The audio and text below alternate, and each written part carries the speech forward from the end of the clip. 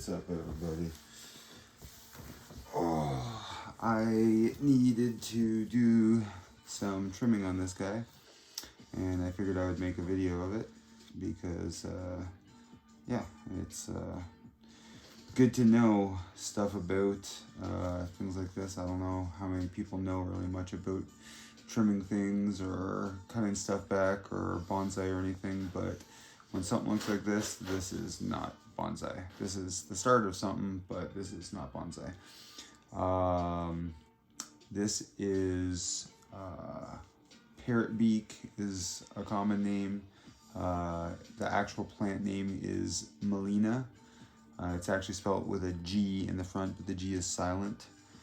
And yeah, these things are super cool. I only got this a couple of months ago, and it did not look anything like this. It looked probably a little bit more like that. But I let this guy live outside, and he gets lots of sun and lots of rain, and as you can see, it is doing very, very well. So it's time to give it a little bit of a trim back, and I'm going to also make sure that I have a little guy here that I'm going to put all the cuttings in and try to get a couple of them to root.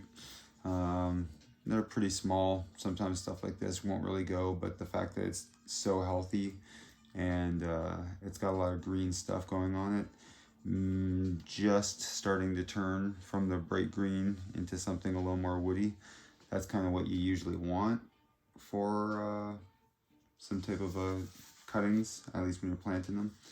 So hopefully this stuff takes. If not, oh well, it needs a trimming anyways. So yeah, this is actually, they use this a lot in a lot of southern hemisphere countries for timberwood, because these things grow really, really fast, and it's really, really hard wood. It is really, really hard. And yeah, they're pretty cool. They get little yellow flowers sometimes if they're doing really good, but they get them where they kind of cross over the branches. And that's why I'm going to trim this all back now. I've been letting them go for a while and making sure it was getting healthy before I transplant it. I've already got soil waiting here for him to go into and everything. And yeah, I guess we'll kind of get started here. I'm going to wire it up a little bit too. I've got a little bit of wire stuff here, some snips, a little tiny bit of rooting hormone for putting the clippings in. And yeah, that's really about it.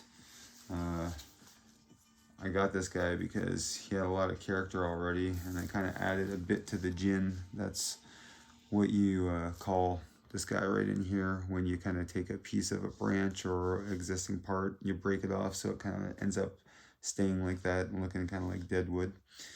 And yeah, I think it adds a lot of character to it. So what I'm thinking I'm going to do is we're going to cut all this stuff way back. You usually want something fairly conical, so you want something kind of into a little bit of a triangle. Because of the size of this guy, and because I want him to get kind of bushy and almost a little bit more of canvas, like I want it to kind of get really thick and wide instead of getting really tall. So I'm not going to cut back an insane amount on some of these, but it needs it, and it'll promote new growth and stuff anyway, so it's all good. And then we're going to wire a couple of these branches. I'm going to pull this guy a little bit more forward, and this guy probably a little bit further back, away from each other, just a couple little things like that. So yeah, let's get going here. I need my little bottle of water that I stupidly set over here.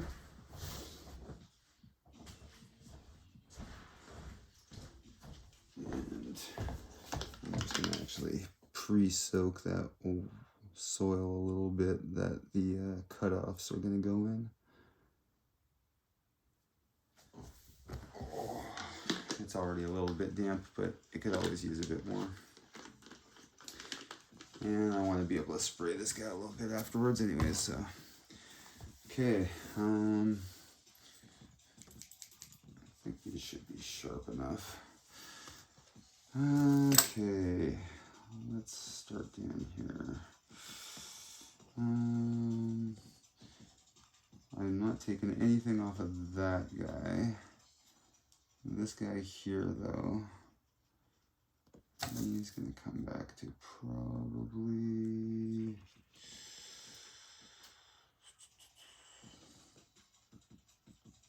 about here, like that. This guy is also going to get wired. So leave him a tiny bit longer. Actually,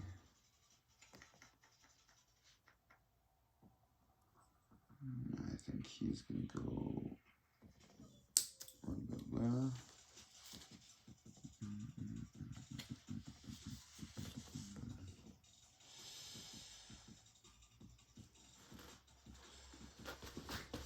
This guy is getting real long over here.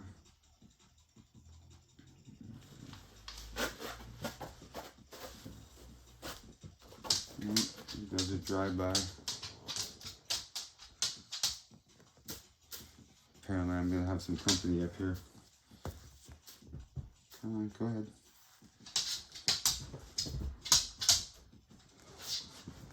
Don't mind her, she's half crippled.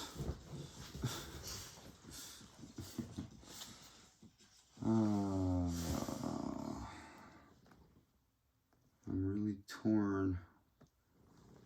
I want this guy to be a little bit longer, but I don't think it should be.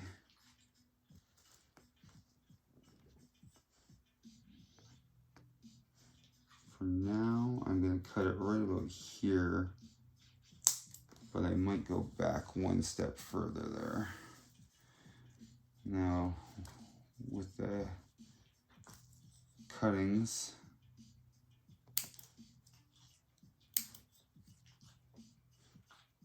take off a couple of the leaves. And that guy, get a quick little spray.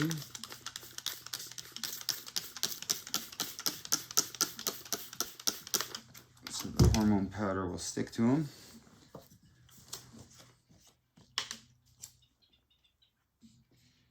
You only need the bottom little bit of it. You don't really need it going up crazy far. And you always want to knock off the excess.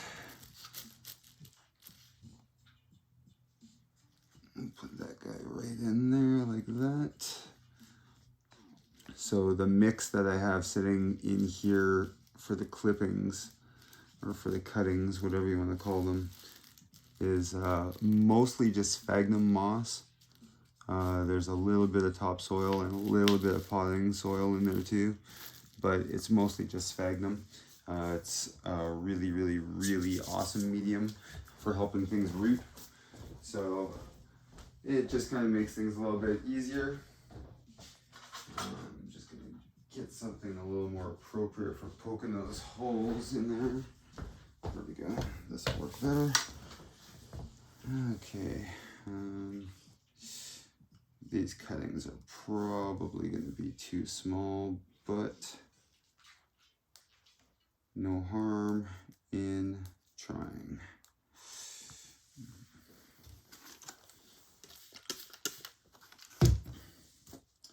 Because sometimes tropical plants will really surprise you. And you think that there's no chance that it's going to work. And all of a sudden, a couple weeks later, there's a bunch of new leaves starting on something. And you realize that it's still alive. I've had it happen a couple of times with a bunch of these little tropical things. Scheffleras are very notorious for it. Scheffleras, you can pretty much cut off any thing right from one of the nodes, like where the little thing comes off of the branch, and stick it in some good healthy soil, again, especially if it's something like sphagnum, and it is just going to do its thing. And most times it'll just end up becoming a whole new plant. Okay. This guy up here is way too long. I don't know what direction I'm going to have him go though, because I think I'm going to pull that one off to the side.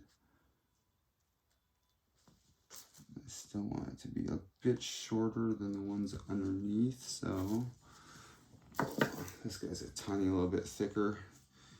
And even though these things look super thin, I'm telling you, this stuff gets so hard so fast. It is crazy. For now, I'm going to do this one, but I might cut it back another one. Yeah, this stuff is just doing so well and so healthy. It barely even has flex to this. Even that tiny little stick piece, that is like a matchstick thickness. And it's already solid.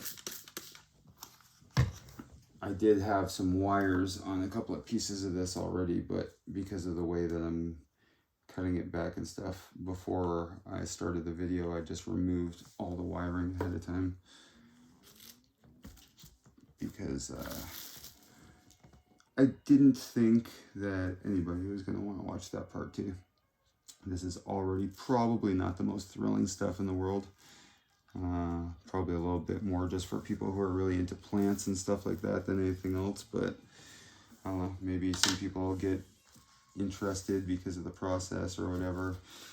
I've had a lot of customers ask me a lot of questions over the last while about this stuff. Let's start some wiring here before I keep cutting things back, so I can get an idea of where I need to fill things out.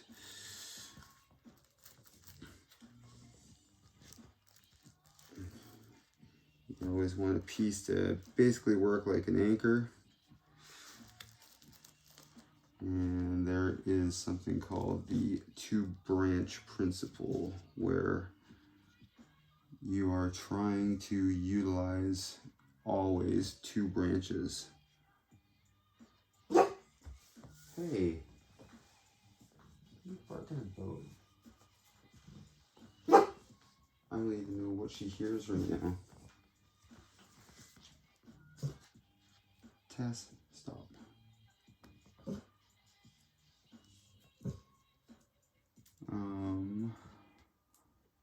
Wiring at first seems a little daunting, but it very quickly became one of my favorite parts. I love wiring stuff now. It's a very fun part of the process. That guy's just going right in the middle there.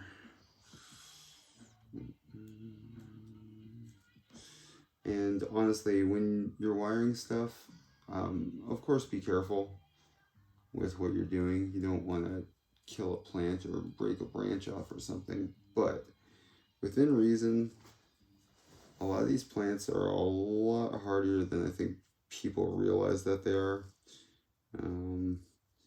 I have this conversation all the time. I had it earlier on with my customer today. Plants don't want to die. They want to stay alive.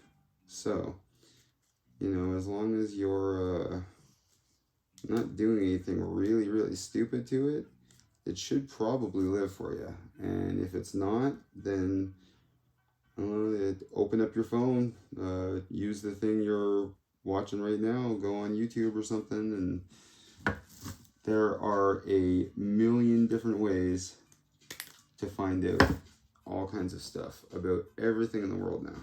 So whatever type of plant you got, just type it in, say rescue whatever, oak tree, rescue maple, rescue whatever, and I can pretty much guarantee you are going to find a ton of stuff, because that's just what YouTube is. I mean, I'm sitting here making this video, and I'm sure that it is far from the most thrilling thing in the world.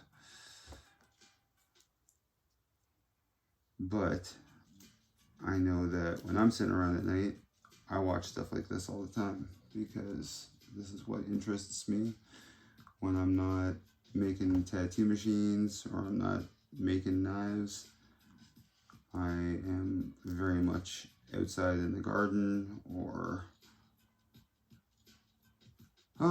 in here tending to the indoor stuff or watching stuff or reading things or looking at bonsai magazines or books to get inspiration and stuff like that. Okay, so like I said, you always want to wire two things together so they have anchor, and I've already kind of started that when I finished it, but you always want to keep something there for pressure. You don't want to just reef on it because that's how you're going to end up breaking a branch. But you just kind of softly apply some pressure. You kind of start bending the wire a little bit, and all of a sudden you got something in a completely different position. Same with this guy right here. I want him a little bit more to the front, like that there. Pulling him down as well, and then we'll pull him back up because you don't usually want things pointing down. Even any of the leaves that hang on the bottom side, you usually end up kind of cleaning a lot of them off. That's what helps give it a really good clean, that I guess what you would consider bonsai kind of a look to it. And already here I can see that I don't want this big leaf on the end here. So even if I don't cut that branch back more, I don't want that leaf there. And same with this guy up here.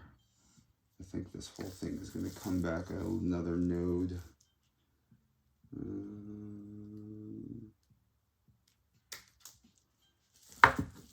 we go.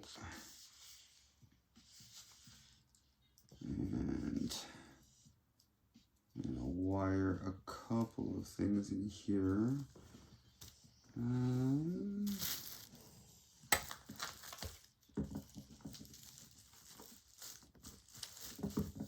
Sorry if this isn't the most exciting and thrilling thing in the world, but if you are watching and you are interested, that's awesome. I love that you're interested. I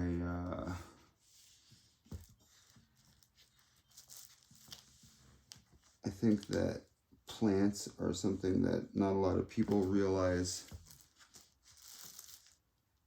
It's such a positive thing when you spend time outside or in the garden or tending to green stuff that's alive. I don't know, it's something just ends up feeling really good, especially when you see things thriving. And like every day now, it's that time of year where every day I'm going out and getting strawberries off of the plants and everything, and now I'm reaping rewards off of some of the work, and just makes things really, I don't know, kind of nice. So I'm getting real intricate here. I'm using the thinnest wire I have because this one branch I'm trying to wire up here is very thin and very delicate. So I'm not even really going to wrap around him very hard.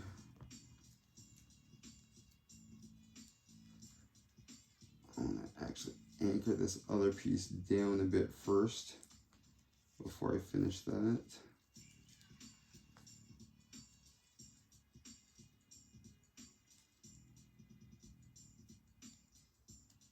I'm not doing very much with this piece up here, but because this stuff gets so stiff while it's still green, I want to start giving it its pathway. I want to kind of influence the direction that those branches are going to grow in, because probably even within a couple of weeks, they're already going to be hard enough that wiring them can still be done, but it's not going to be there's already going to be curvature set in place in some of the branches. There's already going to be connections and stuff made and leaves coming out. So when you end up changing the direction, it may not look quite as clean, or it might not look the way that it could or maybe should have. There's a lot of little nuances to some of this stuff. So I want to pull these leaves down a little bit and face them out. And I'm going to pull this guy back this way, like that. And then he is going to get trimmed right about there.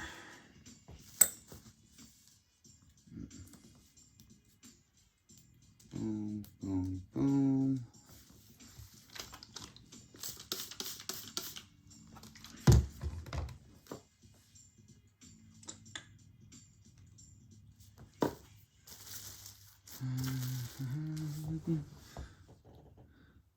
And this guy is going to be full of these things. I hope a few of them actually take. That would be really cool.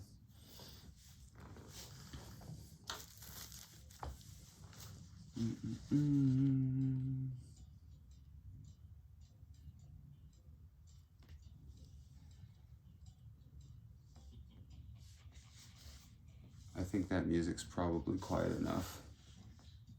I don't know though. I didn't really check.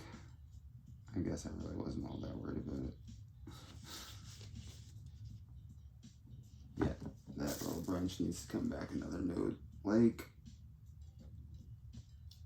oh, that right there. There we go. Look at all these little duck feet everywhere. It's cool how they get these ivy-shaped leaves on them. They're all over it. It's pretty awesome. I like this little guy a lot. He's very, very cool looking. Piece of wire here. Yellow.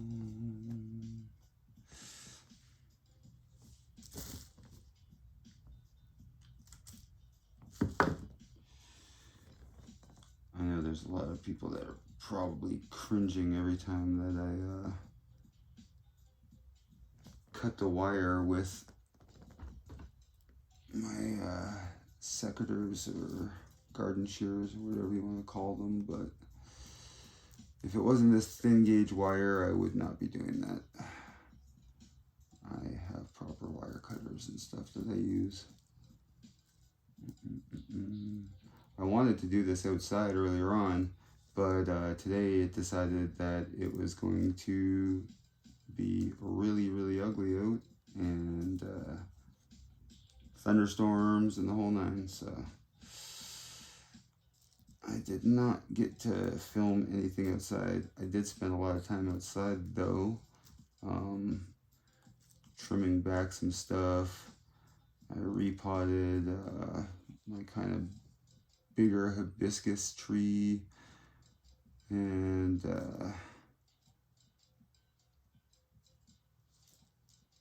while it was really, really kind of good and humid and wet out, I took advantage and I cut back the tomato plant some and whatnot, so that way it would be nice and happy still and basically start the healing right away. Where is that guy coming off of? Sometimes it really doesn't matter about pinching leaves off, but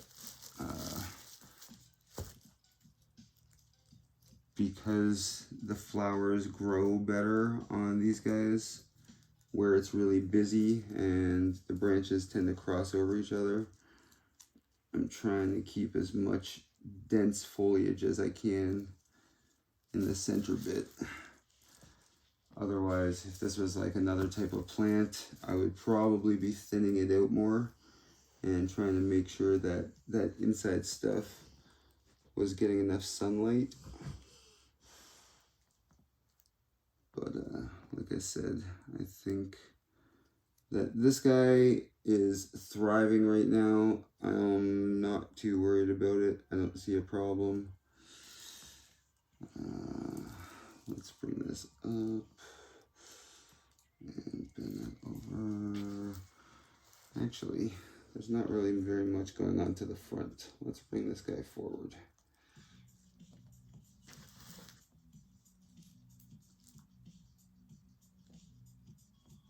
Like that. And yeah, we could probably leave a tiny bit more on there.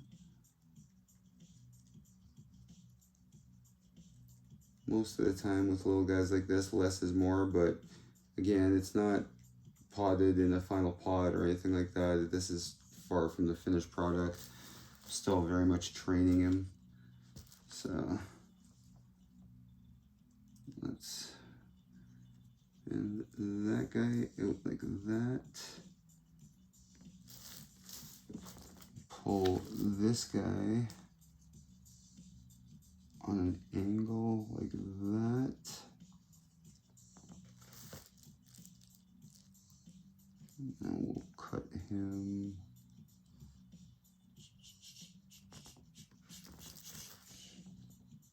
Don't like it like that. Maybe a little more forward. There we go. And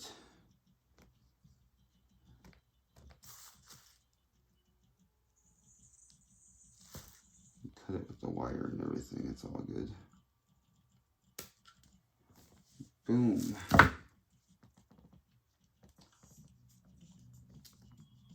Now, I don't know if you're still watching or if you remember what this looked like in the beginning, but it is obviously much shorter now, which it needed that big time. And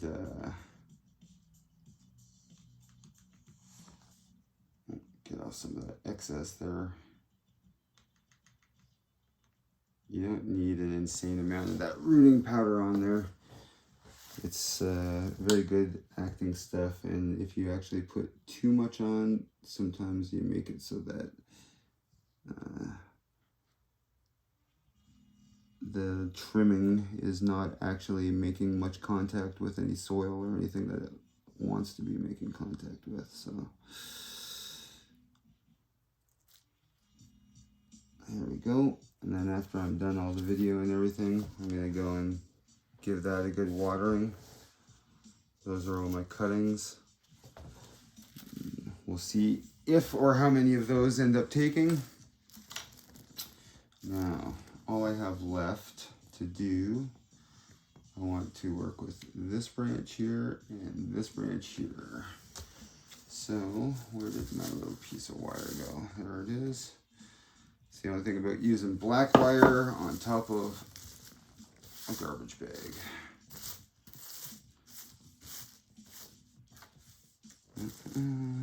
Okay. So it's going to go from here, and that guy's going to go to there.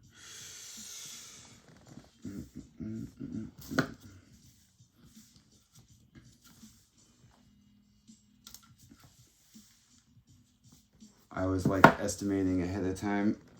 Even if I end up with a little bit extra that I have to cut off, I don't mind a little nib here or there, but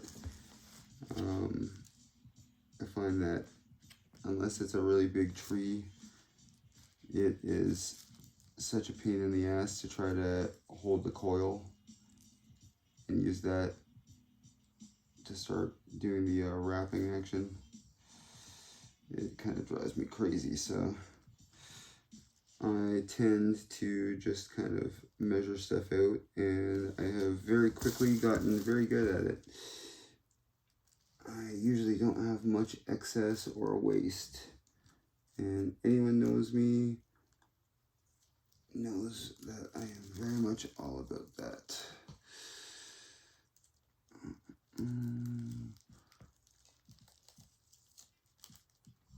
I just want to start the first round or two of this one going, so it's kind of anchored a little bit.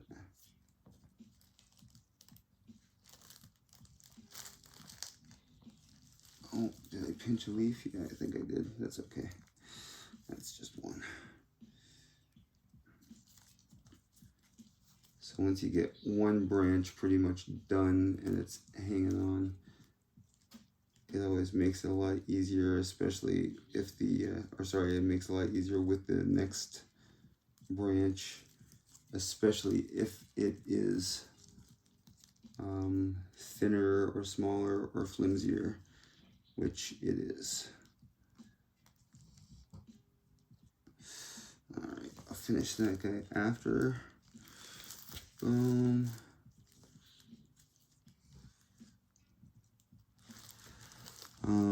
Soon enough, I just kind of started making these, obviously. So soon enough, I'm gonna have the editing stuff on the iPad here figured out a little bit better, and I'll be able to speed some of these parts up, so you have to sit and watch me do all this tedious nonsense, because I feel like this might not be the most thrilling for a couple of you, as much as I love doing it. Okay, now you can see back here where I have these two, or at least where the junction, I should say, of these two is.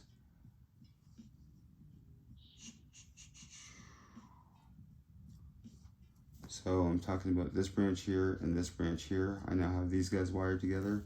If you look from above, there's a very big, strange, awkward gap right here. So I'm going to pull this guy a little bit that way, back towards it.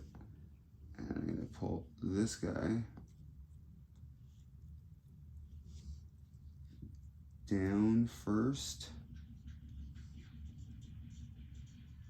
very heavily down first, and then I'm going to angle that out like that.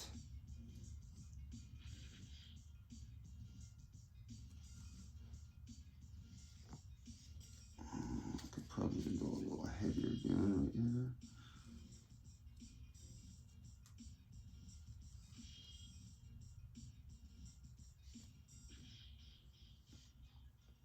There we go. And then sometimes you can even, there we go, twist it so that the stuff that looked like it was sitting on the bottom ends up sitting on the top. And now,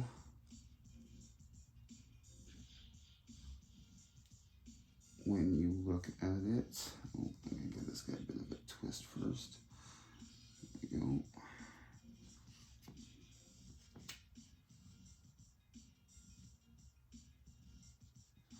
And now when you look at it from above, you can see that that gap is all nicely filled in.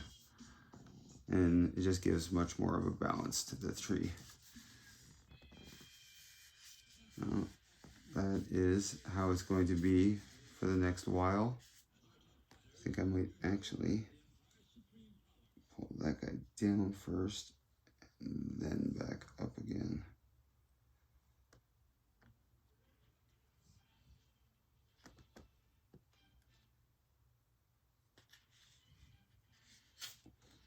Sometimes I really like when branches drop down first and then straighten out.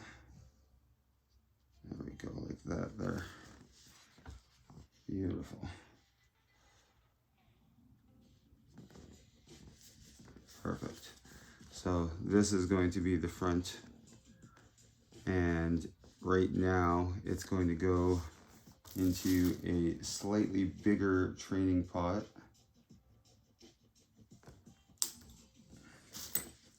There we go, that's better. It is going to go into a slightly bigger training pot, and it is going to live there for maybe the next year or so. Gonna obviously do some more cuttings and all that along the way, but I'm gonna let it get a lot bigger and healthier. And then once it has bulked up, because this thing grows pretty fast, by next even probably spring, it should be big enough and healthy enough that I could probably even put it in a slightly more of a finished pot, but it depends on how big it's gotten, whether I want to do that or not. Now, whenever I fill stuff like this, I always use something very similar to what I had, because that way it makes it so much easier for transplanting. Oh yeah, look at that. That guy's got some nice healthy roots on him. I'm gonna just kind of break up that bottom a little bit of the roots so they want to start trying to find their way around. Oh yeah, there's some nice healthy guys coming right through the bottom, right up through. A lot of the time it just ends up being a lot of stuff around the outside, and you don't get very much healthy stuff on the inside, but this guy looks like he is doing very, very, very well. Rough up a little bit of this outside. All right, now let's slide that guy right in there like that. Boom. We'll bring some of that other soil up to him. And a lot of the time when I do this, as long as the roots haven't grown too high up to the surface on whatever I'm doing it on, like there, I can actually see a little tiny one popping out right there. So he'll get buried down a little bit more. But a lot of the time, I like trying to take back this little first bit of the trunk. When you see bonsai, I mean trees in general, but bonsai especially, and they have the really big, healthy, kind of gnarly looking bases and root systems all along the bottom. It's called nabari, and that's actually one of kind of the most prized parts about a really nice bonsai. Like if you see one that says it's won awards and stuff, I guarantee it has a pretty epic nabari around the bottom.